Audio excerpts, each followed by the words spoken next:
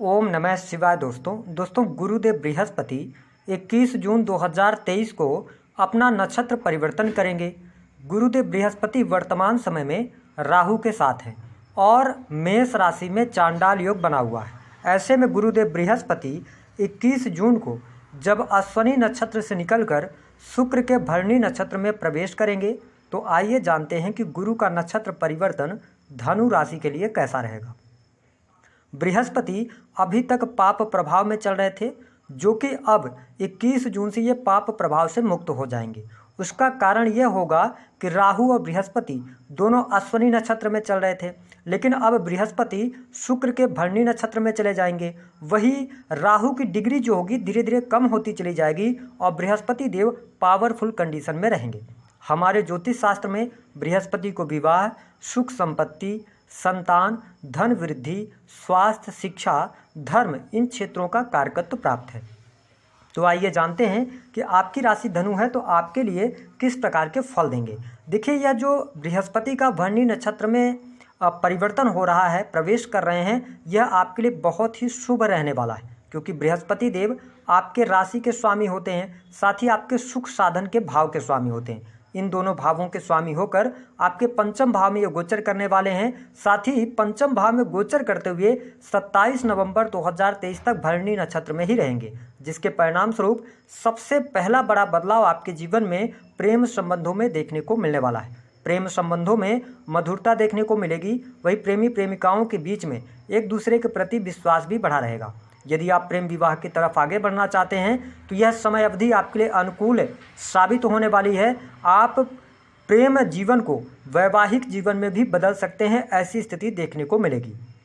जो विद्यार्थी वर्ग हैं उनके लिए भी बृहस्पति का भरणी नक्षत्र में जाना भाग्योदय का समय आपके लिए शिक्षा में लेकर आने वाला है। आप IT फील्ड से, टेक्नोलॉजी के फील्ड से या बैंकिंग सेक्टर, कंप्यूटर टेक्नोलॉजी से जुड़ी हुई कोई भी एजुकेशन ले रहे हैं, लॉ का फील्ड हो गया, इसके साथ ही अगर देखा जाए तो आप शिक्षा के क्षेत्र से किसी भी प्रकार से जुड़े हुए हैं तो यह समय आपके लिए अच्छा रहेगा। विद्यार्थियों के लिए कॉम्पिटिटिव एग्जाम में सफलता अवश्य प्राप्त होगी, लेकिन शिक्षा के क्षेत्र में आप जितनी मेहनत करेंगे उसके अनुरूप आपको रिजल्ट प्राप्त होने वाला है। साथ ही आपने पिछले 7-8 वर्षों में बहुत सारी चीज़ों को खोया है, लेकिन बृहस्पति आपके राशि के स्वामी हैं, इसलिए इनकी जो पंचम दृष्टि है वो आपके नवम भाव पर पड़ रही है। तो भाग्योदय का यह समय रहेगा, भाग्य का भरपूर आपको साथ प्राप्त होगा। वही पिताजी के स्वास्थ्य को लेकर कोई समस्या चल रही थी तो वह समस्या भी दूर होने वाली है।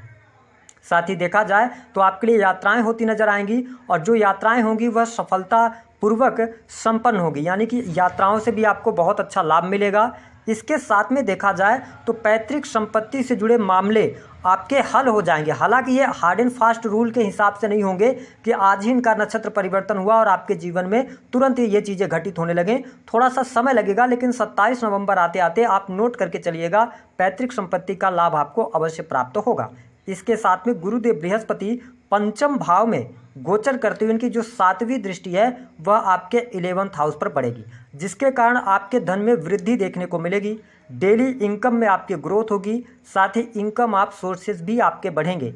कई जगहों से पैसा कमा सकते हैं, पैसा से पैसा बना सकते हैं। यह समय भरपूर आपका साथ देता नजर आने वाला है। इसके साथ में 11th हाउस आपकी मनोकामना या मन की इच्छाओं का होता है। तो बृहस्पति भरणी नक्षत्र में जैसे ही आ गए हैं तो आप समझ लीजिए आपके मन मुताबिक चीज़ें होने लगेंगी। आप जिन चीज़ों में हाथ लगाएंगे वो बनते चली जाएंगी। साथ ही सरकारी क्षेत्र में रुके हुए कार्य आपके बनेंगे, सरकारी क्षेत्र से भी आपको लाभ प्राप्त होगा। काफ़ी वर्षों से चली आ रही कोई महत्वाकांक्षा, मनोकामना थी आपकी, वह इस समय अवधि के दौरान बृहस्पति देव की कृपा से अवश्य आपकी पूर्ण होने वाली है। जैसा कि हमने बताया कि आपकी आर्थिक स्थिति में भी सुधार देखने को मिलेगा। वही आप देखें कि बृहस्पति की जो नवम दृष्टि है वह आपके लग्न पर पड़ रही है, जिसके परिणाम स्वरूप आपके व्यक्तित्व में निखार आएगा, आपके ज्ञान में वृद्धि होगी, अध्यात्म की तरफ आप बढ़ेंगे। साथ ही आध्यात्मिक क्षेत्र में भी आपकी उन्नति अवश्य देखने को मिलने वाली है। वही जो धनु राशि वाले नव विवाहित जोड़े हैं जो संतान प्राप्ति की इच्छा रखते हैं, उनके लिए संतान प्राप्ति के योग बने हुए हैं। साथ ही संतान का सुख भी आपको प्राप्त होने वाला है। जो जातक अविवाहित हैं उनके लिए विवाह होने के योग बनेंगे। साथ ही देखिए, ये चौथे भाव के स्वामी होकर त्रिकोण भाव में हैं तो आपके सुख साधनों में वृद्धि होगी।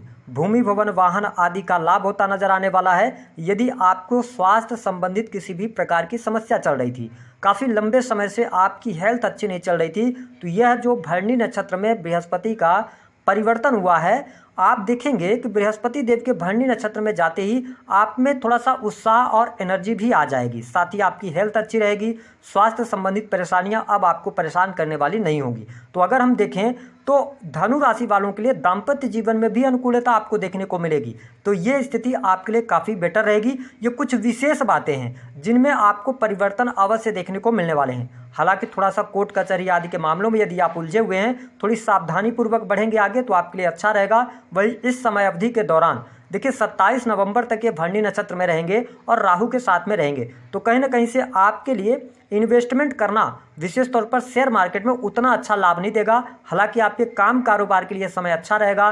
धीरे धीरे करके अब काम कारोबार भी आपकी गति पकड़ने लगेंगे। सरकारी क्षेत्र के अंदर कार्यरत हैं तो आपको लाभ प्राप्त होगा। सरकारी क्षेत्र में रुके कार्य आपके बन जाएंगे। यदि आप नई नौकरी की तलाश कर रहे हैं तो बृहस्पति की वजह से बैंकिंग सेक्टर, एजुकेशन और लॉ के फील्ड में आपको नई नौकरी की प्राप्ति यहाँ पर दिखाई दे रही है। जो जातक अपने स्वयं से आप क्रिएटिव फील्ड से जुड़े हैं, इंटरनेट से जुड़कर कोई एजुकेशन वगैरह देने का कार्य करते हैं, तो यहाँ पर आपको सफलता प्राप्त होगी।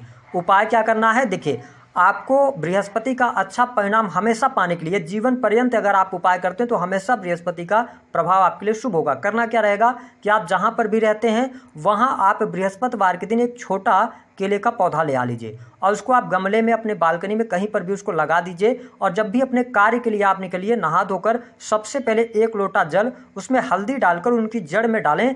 आप देखेंगे कि धीरे धीरे करके आपके सारे कार्य बनते चले जाएंगे। दूसरी स्थिति कि आप चने की दाल जो होती है उसका भी दान कर सकते हैं। कम से कम 3 बृहस्पतिवार लगातार कर दें, किसी जरूरतमंद को दे दें, तो आपको लाभ अवश्य प्राप्त होगा। दी गई जानकारी पसंद आई तो